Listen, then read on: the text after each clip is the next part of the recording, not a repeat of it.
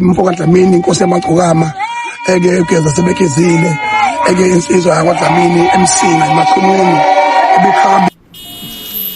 Asikubingelele sikwamukele kule channel ehamba phambili indaba zikabhoqo mengabe musha siyacela wenza ubulungiswa uciphize usubscribe button uciphize nebell khona uzobona amavidiyo amasha namaclip esawafakayo kule channel. Umongameli Mabhinqa ungizwe Mlando Mchunu imvumamvumane evonyela Obama eMelika ukusisela kwenyoni phezulu kobe kuze emhlabeni kofi yaphansi kuzizwa mbithi. Umongameli Mabhinqa wakhonjwa umono wesilu umsizolwazi lithini usebhongeke emswaneni ngokudlula emhlabeni kwenkosi yamagcokama uSicebi uMfoka Dlamini insizwa yasemsinga emaqhunwini. Lensizwa idlule intasakusa ke namhlanje libhekise emcimbini impilo yakhe ke yaseke isala ke emgaqweni. Umongameli Mabhinqa ungizwe Mchunu ke usethe wabhonga ke emswaneni naye ngokudlula ke kwaleli qhawe. Nansi inkulumo esihlanganisile zizwele. Ungiyekise zonke intombi zami benginazo, angiyekise umjolo ngithandana.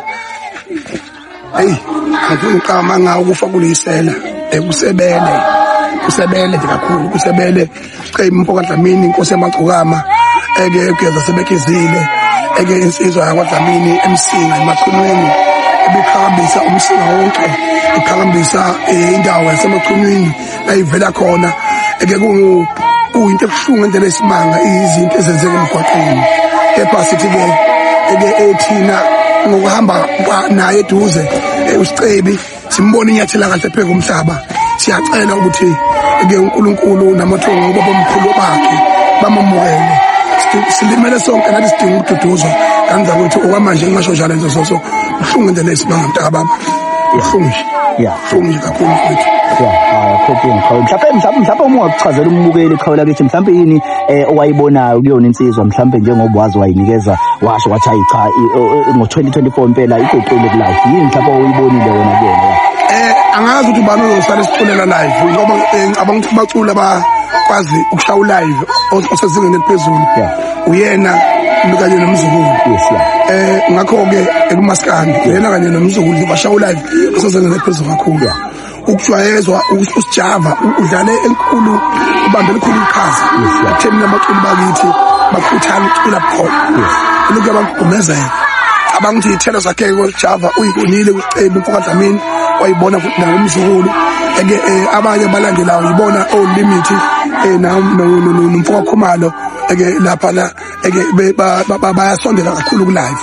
Ngakho ke into ebaluleke kakhulu njengamanje ukusho ukuthi ilegacy ayishile uSicebi yokucula bukhoma estage insizwa ezizayo nemlilo esafinyayo kumaskandi ayithathe isibonelo kuyena ngoba ube nama concert aphumelele down to earth umuntu ongayiphakamisile enhlobo umfana oyizamayo impilo ongakhonze ukubukisa ngalutho kodwa namhlanje asiyakhe emhlabeni.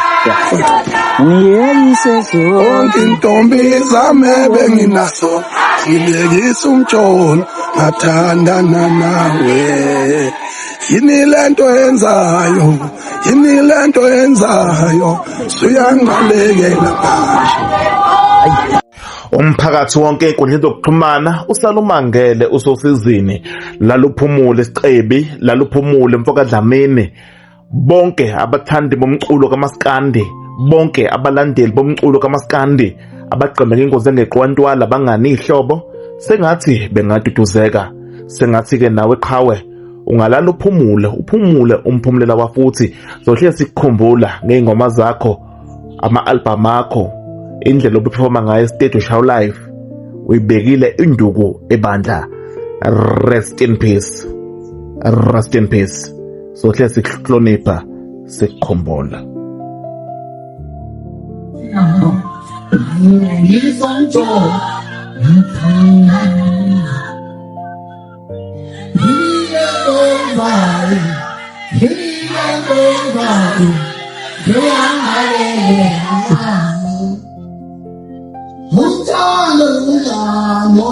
More